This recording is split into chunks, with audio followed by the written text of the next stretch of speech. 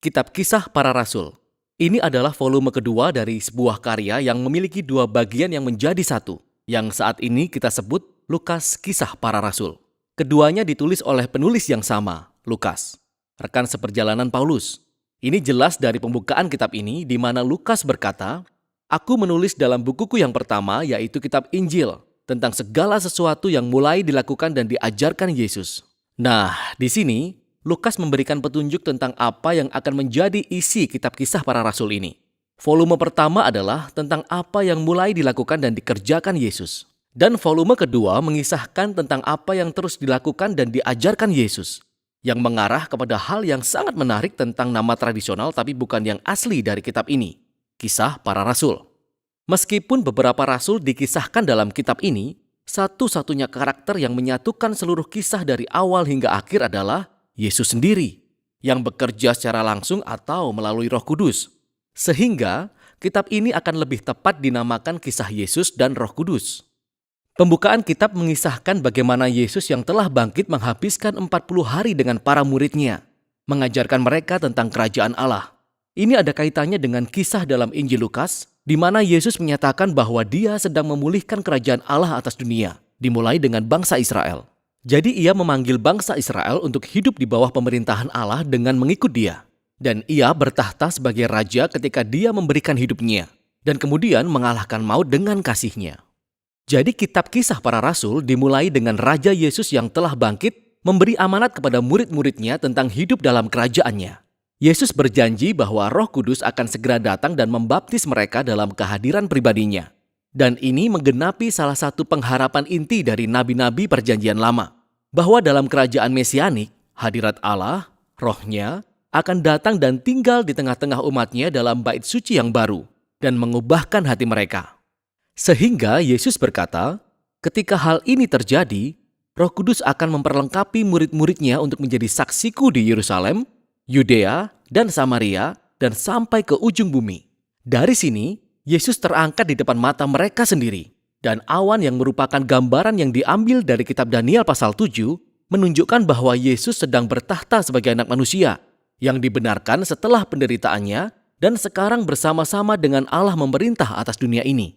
Kemudian, dia berjanji bahwa dia akan kembali suatu hari nanti. Demikianlah tema-tema utama dan susunan kitab Kisah Para Rasul mengalir dari pasal pembukaan ini. Ini adalah kisah tentang Yesus yang menuntun umat-Nya oleh Roh Kudus untuk pergi ke seluruh dunia dan mengundang semua bangsa untuk hidup di bawah pemerintahannya.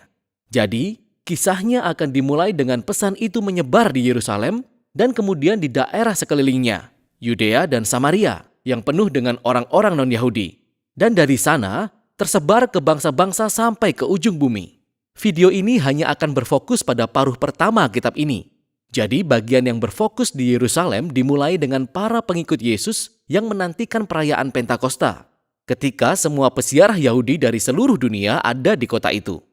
Dan Roh Kudus turun atas murid-murid seperti tiupan angin keras, dan tampaklah sesuatu seperti nyala api di atas kepala setiap orang. Dan mereka bersama-sama mulai mengumumkan dan menceritakan perbuatan Allah yang Maha Kuasa. Dan mereka berbicara dalam bahasa-bahasa yang tidak pernah mereka ketahui sebelumnya. Tetapi semua orang yang berkumpul di situ memahami sepenuhnya. Sekarang, untuk melihat apa yang Lukas tekankan dalam kisah ini, sangatlah penting untuk melihat akar perjanjian lama dari semua gambaran ini. Jadi pertama-tama, angin dan api merupakan kiasan langsung tentang kisah-kisah kehadiran kemuliaan Allah yang menyala-nyala, memenuhi kemah suci dan bait suci. Dan ini juga dihubungkan dengan janji-janji kenabian bahwa Allah akan datang dan oleh Roh-Nya tinggal di dalam bait suci kerajaan mesianik yang baru.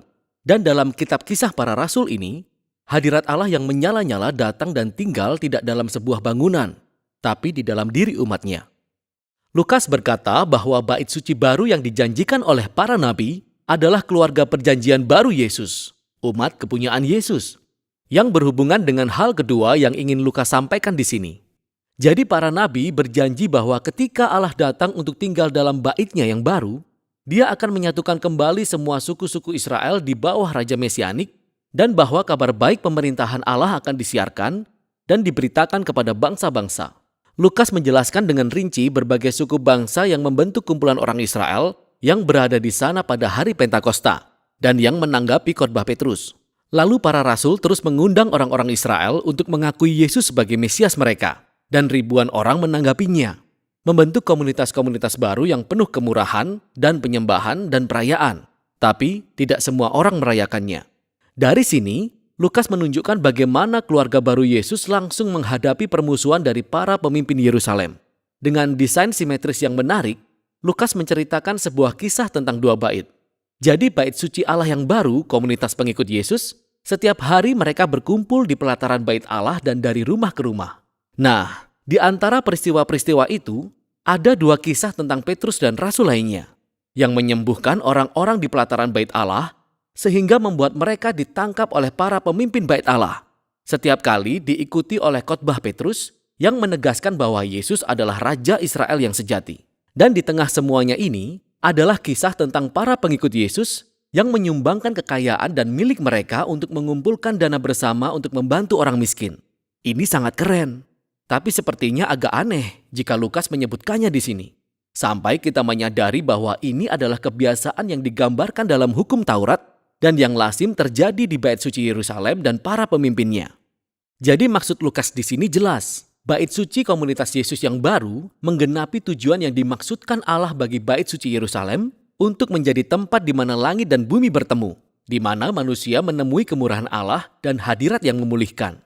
Dan konflik antara dua bait suci yang memuncak dalam kisah para rasul pasal 6 dan 7 adalah gelombang penganiayaan pertama.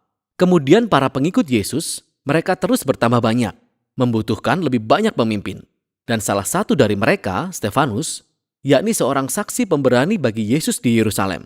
Dia akhirnya ditahan dan dituduh menentang dan bahkan mengancam bait suci. Kemudian di sini Stefanus memberikan khotbah panjang yang menunjukkan bagaimana para pemimpin Israel selalu menolak para pembawa pesan yang diutus Tuhan, termasuk Yesus dan sekarang murid-muridnya. Maka para pemimpin Yerusalem sangat marah. Mereka membunuh Stefanus dan memulai gelombang penganiayaan terhadap para pengikut Yesus yang memaksa sebagian besar dari mereka terusir keluar dari kota. Namun hal ini memiliki efek paradoks. Lukas menunjukkan bagaimana tragedi ini sebenarnya menjadi sarana di mana para pengikut Yesus sekarang diutus ke Yudea dan Samaria. Sekarang di bagian ini, Lukas telah mengumpulkan sekelompok kisah yang beragam yang semuanya menunjukkan bagaimana komunitas Yesus yang sebagian besar adalah orang Yahudi yang tinggal di Yerusalem menjadi pergerakan multi-etnis internasional. Yang pertama adalah misi Filipus ke Samaria.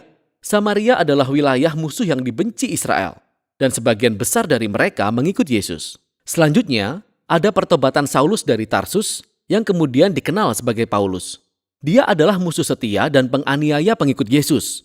Hingga secara pribadi dia bertemu Yesus yang telah bangkit, dan kemudian dia menjadi pendukung Yesus yang gigih.